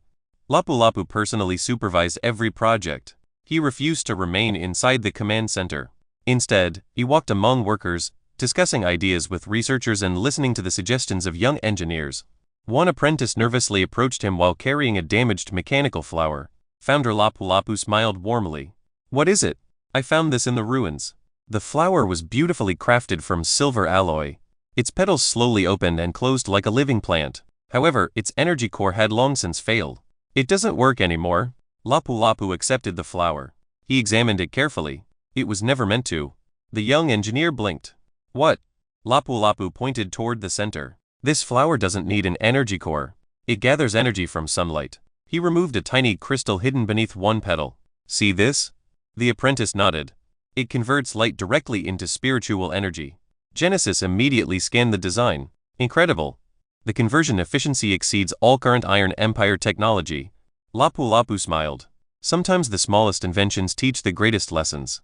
Rather than sending the flower to a laboratory, he handed it back. "I want you to study it." The apprentice froze. Me? You discovered it. That gives you the right to understand it. The young engineer bowed deeply, his face filled with determination. Thank you, founder. Nearby researchers smiled. This was why they followed Lapu-Lapu. He never claimed every discovery for himself. He believed knowledge belonged to those willing to pursue it. Inside the Grand Research Academy established on the ancient planet, Genesis gathered the greatest minds of the Iron Empire. Engineers, formation masters, alchemy scholars, artificial intelligence specialists, mechanical immortals, cultivation grandmasters. For 3 days and 3 nights, they debated every discovery recovered from Starforge Alpha and the Eternal Knowledge Vault. The discussions were intense. One engineer proposed replacing conventional reactor cores with condensed origin Kai. A formation master argued for integrating self-evolving runes into spacecraft hulls. An elderly cultivator demonstrated how spiritual consciousness could guide autonomous machines without direct programming. Instead of rejecting unfamiliar ideas, everyone built upon them. Lapu-Lapu watched quietly from the back of the hall. He rarely interrupted. His greatest strength was not giving answers. It was asking questions. What happens if these 2 ideas are combined? Can this design become simpler? Why must we accept this limitation? Every question pushed the discussion further. After 72 continuous hours, the Academy announced its first breakthrough. Genesis projected the completed design. Project designation: Origin Resonance Engine. The blueprint rotated above the assembly hall. Unlike previous reactors, this engine did not consume Kai. It synchronized with the surrounding environment, drawing only the amount of energy necessary while strengthening nearby cultivation instead of weakening it. The first mechanical sovereign studied the design. This could power entire planets. Genesis nodded. And improve cultivation within those planets simultaneously. Lapu-Lapu smiled. This is only the beginning. Elsewhere deep within the ancient forests surrounding the research colonies, something stirred. A pair of luminous eyes opened beneath enormous roots. Then another. Then dozens more. Massive creatures slowly emerged from hiding. They resembled wolves formed from living crystal and silver metal. Each stood nearly 5 meters tall. Their fur shimmered with flowing streams of origin Kai. One young researcher spotted them first. He instinctively reached for his weapon. Before he could react, Lapu-Lapu gently lowered the weapon. Don't. The researcher hesitated. They're approaching. I know. The largest wolf slowly walked forward. Its movements carried no hostility. When it reached Lapu-Lapu, it lowered its head. The enormous beast quietly placed a glowing crystal at his feet, then stepped backward. Genesis immediately analyzed it. Founder, this appears to be a gift. Lapu-Lapu picked up the crystal. Inside it floated an entire ecosystem recorded as living data. Forests, animals, weather patterns, ancient cultivation techniques practiced by the planet's native life. The wolf looked directly into his eyes. Lapu-Lapu understood. They were not simply animals. They were guardians. The guardians had finally decided to trust humanity. That evening, Orion arrived at the Celestial Ark carrying the weathered notebook. He entered Lapu-Lapu's private workshop. Unlike the luxurious chambers prepared for an emperor, the room resembled the small workshop he had once owned on Earth. Tools lined every wall. Half-completed inventions rested on sturdy tables. The familiar scent of metal, oil, and polished wood filled the air. Lapu-Lapu looked up from a mechanical compass he was repairing. You found something? Orion placed the notebook on the workbench. I believe it belongs to you. Lapu-Lapu carefully opened the cover. His heart skipped a beat. The handwriting it was identical to his own. Every curve, every stroke, every tiny habit informing the letters. Even the way certain words leaned slightly to the right matched the notebooks he had kept during his first life on Earth. He turned another page. The entries described engineering concepts beyond his current understanding. Quantum cultivation arrays, living dimensional engines, planetary consciousness networks. Each page ended with the same signature. L. No surname. No title. Only one letter. Lapu-Lapu quietly closed the notebook. I didn't write this. Orion answered softly. I know. But someday you will. Outside the workshop, alarms suddenly echoed across the entire fleet. Genesis' voice filled every communication channel. Attention all personnel. The first celestial gate has entered its final awakening phase. Every officer hurried toward their stations. The giant star map above the command deck changed. The single golden point expanded rapidly. Golden light spread across nearby sectors of space. The dimensional fabric surrounding the gate rippled like calm water touched by a falling stone. Then something emerged. It was not a fleet. It was not a creature. It was a bridge. A magnificent bridge woven from light, ancient metal, and flowing origin Kai, stretching across the darkness toward an unknown destination beyond the limits of every map the Iron Empire possessed. At the opposite end a single blue star shone brighter than every other light in the sky. No one knew whether that distant star marked another civilization or the first true step toward the blue planet. The entire command hall remained silent as the impossible bridge completed itself, waiting for someone brave enough to cross it. Chapter 9 Across the Bridge of Eternity. The Bridge of Eternity stretched across the darkness like a river woven from starlight. Golden streams of origin Kai flowed beneath its transparent surface while countless ancient runes slowly rotated along its edges. Every few seconds, the bridge expanded, as though responding to the presence of those who stood before it. No one spoke. Even the experienced commanders of the Iron Empire could not find words to describe what they were seeing. The bridge did not resemble ordinary engineering, nor was it a cultivation formation. It was both, and something beyond both. Genesis projected hundreds of scanning windows into the command hall. Structural analysis initiated. Material composition unknown. Energy source unknown. Dimensional stability beyond measurable limits. The first mechanical sovereign examined the reports. It appears impossible. Genesis nodded. According to every law of engineering and cultivation currently understood by the Iron Empire, this bridge should not exist. Lapu-Lapu quietly smiled. Then our understanding is incomplete. That simple sentence silenced everyone. Throughout his entire life both on Earth and in this world, Lapu-Lapu had never believed something was impossible. If something existed, then there had to be a reason. The purpose of knowledge was to discover that reason. Inside the Grand Strategy Chamber, every fleet commander had gathered. The enormous circular room overlooked the glowing bridge through a transparent crystal wall. Generals, engineers, formation masters, astronomers, and scholars stood together around a holographic projection. Genesis displayed thousands of possible scenarios. If the bridge collapses while occupied, survival probability, less than 1%. If the destination is hostile, casualty projections remain unknown. If dimensional interference occurs, prediction impossible. Silence settled over the room. One veteran admiral finally spoke. Founder, should we deploy the fleet first?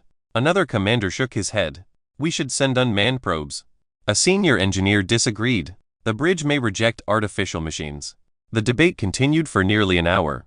Every proposal was carefully analyzed. Every risk was examined. Finally everyone turned toward Lapu-Lapu. He had remained silent the entire time. What do you think, Founder? Lapu-Lapu slowly looked around the room. When I was an engineer on Earth, people often asked why I tested my own inventions. The officers listened quietly. They told me it was too dangerous. They said I should let someone else take the risk. He smiled faintly. But if I wasn't willing to trust my own work, why should anyone else? The room became completely silent. He looked toward the glowing bridge. I will go first. Immediately every commander objected. No, it is too dangerous. The Empire cannot risk losing its founder. The first mechanical sovereign stepped forward. I shall lead the expedition.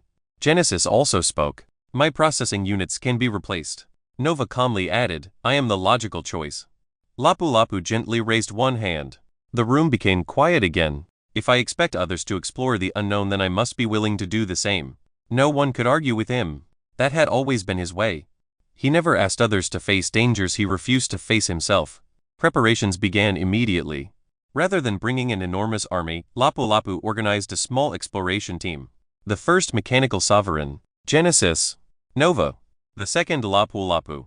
10 mechanical immortals. 20 heavenly engineers. 20 formation masters.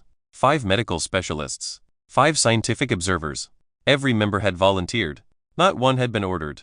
Before departure, Lapu-Lapu visited the research districts one final time.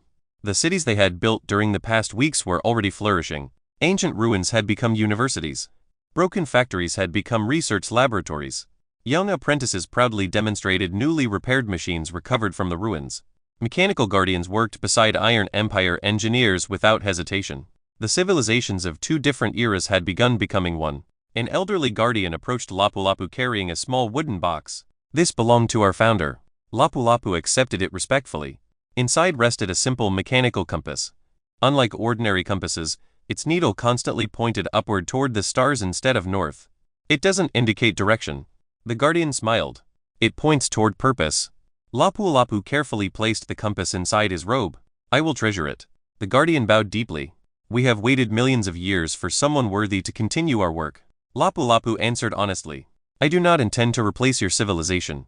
I intend to learn from it. The old guardian smiled. Then perhaps our civilization truly survived. Hours later the expedition gathered before the Bridge of Eternity. The bridge now stretched farther than anyone could see. Its distant end disappeared into a sea of shimmering light. Genesis completed one final scan. Environmental conditions stable. No detectable hostility. No measurable end. The second Lapu-Lapu sighed. So we simply walk? Lapu-Lapu nodded. Yes. He stepped onto the bridge. The instant his foot touched its surface, golden waves spread outward. The entire bridge brightened. Ancient runes awakened beneath his feet. One after another. Like stars greeting an old friend. The bridge recognized him. Behind him, the expedition followed. Each step caused new symbols to appear. None of them could read the language. Yet strangely everyone understood its meaning. Welcome home. Hours passed. Or perhaps days. Time no longer behaved normally upon the bridge. Sometimes the stars appeared motionless. Sometimes entire galaxies drifted past within seconds. Gravity itself seemed to change with every kilometer. Yet no one grew tired. No one became hungry. It was as though the bridge existed outside ordinary existence. Genesis finally reported something unusual. Founder, our physical location cannot be calculated. What do you mean? We are no longer inside our universe. The first mechanical sovereign immediately scanned the surroundings. Our previous dimensional coordinates no longer exist. Nova quietly added, we are traveling through possibility. Lapu-Lapu looked ahead. The words felt strangely familiar. Possibility. The same concept Orion had mentioned inside the observatory beyond reality. Perhaps the bridge did not connect places. Perhaps it connected futures. As they continued walking, strange scenes began appearing around them. Not illusions. Not memories. Entire worlds floated beside the bridge. On one side, they witnessed a civilization composed entirely of living crystal. Its inhabitants communicated through light rather than sound. On another side floated an ocean larger than a galaxy. Gigantic creatures swam peacefully through liquid spiritual energy. Farther ahead an enormous library drifted between stars. Every book flew freely through space. Genesis continuously recorded everything. This exceeds every archive within the Iron Empire. Lapu-Lapu quietly laughed. And we've only just begun. The expedition walked for what felt like another full day. Suddenly the bridge widened. Before them appeared 7 enormous doors suspended in empty space. Each door measured thousands of meters high.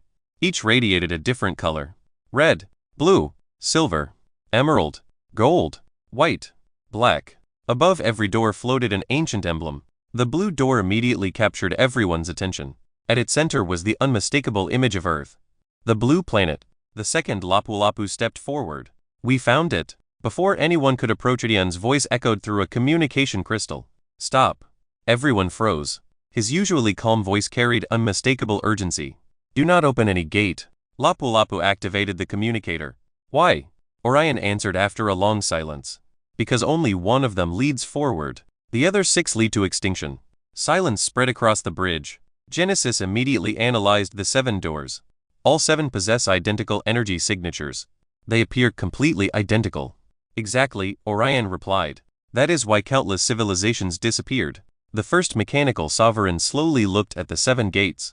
So we have no way of knowing which one is correct. Orion answered quietly. There is one way. Everyone waited. The architect must choose. Lapu-Lapu stared at the 7 ancient gates. His engineering instincts told him to analyze. His cultivation senses urged patience. His heart, for reasons he could not explain, was drawn toward one particular door. Not because it bore the image of Earth, but because it felt familiar. He slowly reached into his robe. The mechanical compass given to him by the ancient guardian began glowing with soft silver light. Its needle, which had never pointed north, slowly turned. Not toward the blue gate. Not toward the golden gate.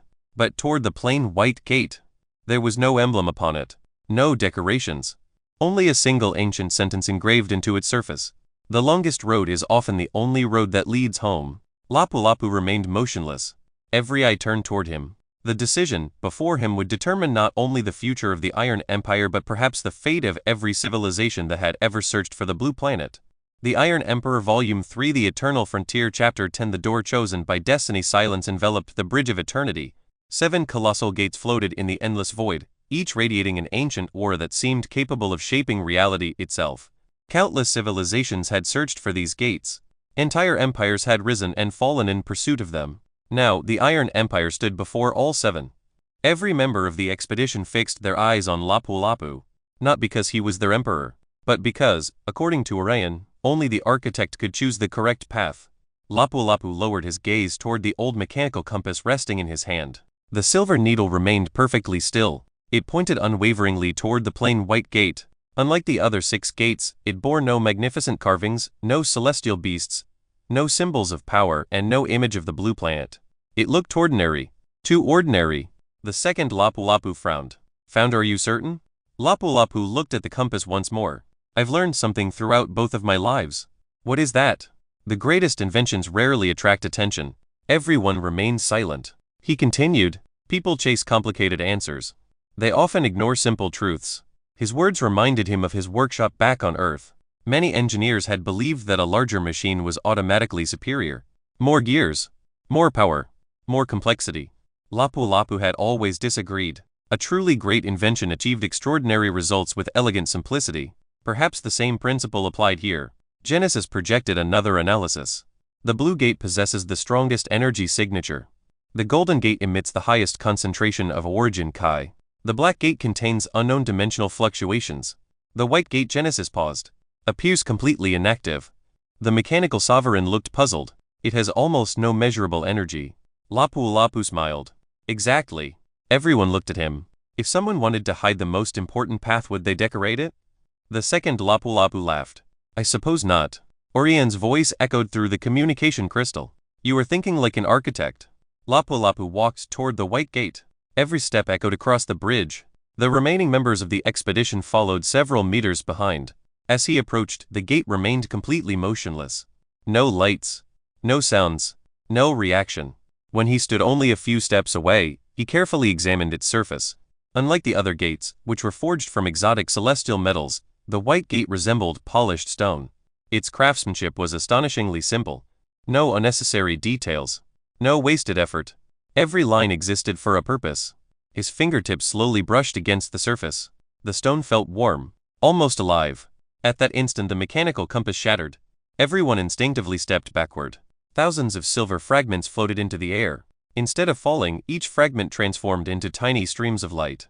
The lights circled around Lapu-Lapu before merging into the gate. A soft sound echoed throughout the bridge.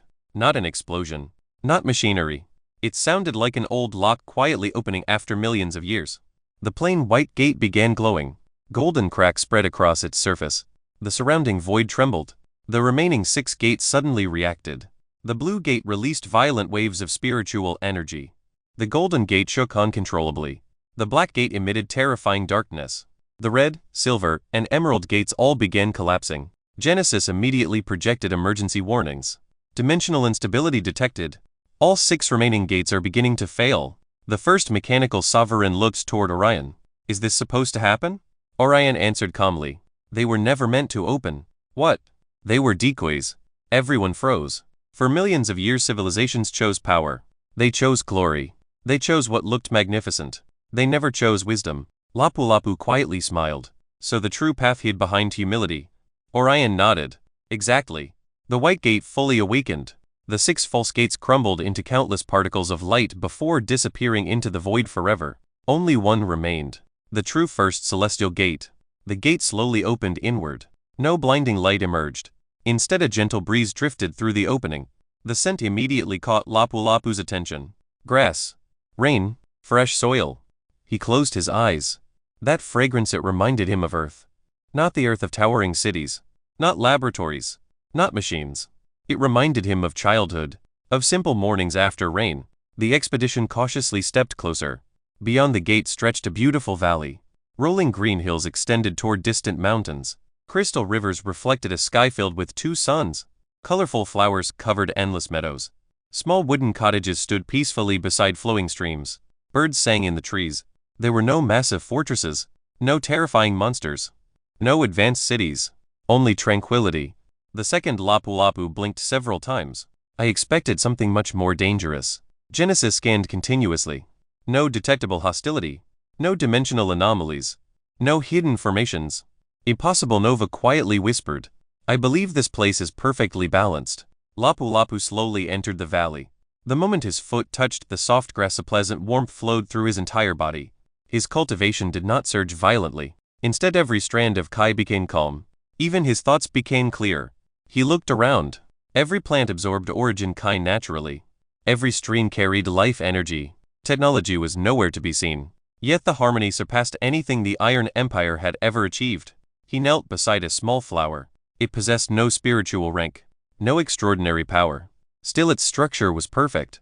Nothing wasted, nothing excessive. Nature itself had become the greatest engineer. Lapu-Lapu smiled. So this is another answer. The first mechanical sovereign approached.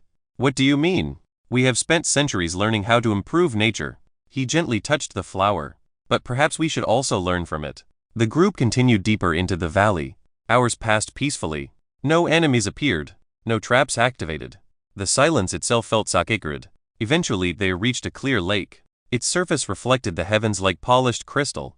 At the center of the lake stood a single tree. Unlike the world tree from the library beyond time, this tree was modest. Barely 15 meters tall. Its trunk was white. Its leaves shimmered with silver light. 7 fruits hung from its branches. Each fruit glowed with a different color. Blue, gold, red, silver, emerald, black, white. Orion's voice trembled. The seed tree Genesis looked confused. I have no records of such a life form, because no records survived. Lapu-Lapu slowly approached the tree. As he did, one white fruit gently detached from its branch. It floated toward him, stopping only a few centimeters before his face. No voice spoke. No instructions appeared. Only quiet understanding. He carefully reached out. The fruit rested in his palm. Immediately images flooded his mind. He saw planets covered in forests. Cities built without harming rivers. Machines that healed ecosystems instead of consuming them. Cultivators who drew power without exhausting the land. Engineers who designed technology that evolved alongside life itself. The vision continued. The Iron Empire. Thousands of years in the future. Its cities floated above vibrant oceans. Artificial intelligences cared for entire forests. Mechanical dragons restored dying stars. Children learned cultivation, engineering, philosophy, agriculture, astronomy, and music together. Technology no longer dominated nature. Nature no longer feared technology. They had become one civilization. Lapu-Lapu slowly opened his eyes. A single tear rolled down his cheek. The second Lapu-Lapu had never seen him cry. Founder Lapu-Lapu smiled gently. I've been building an empire. He looked around the peaceful valley. But this is how we build a civilization. The words settled deeply within everyone present.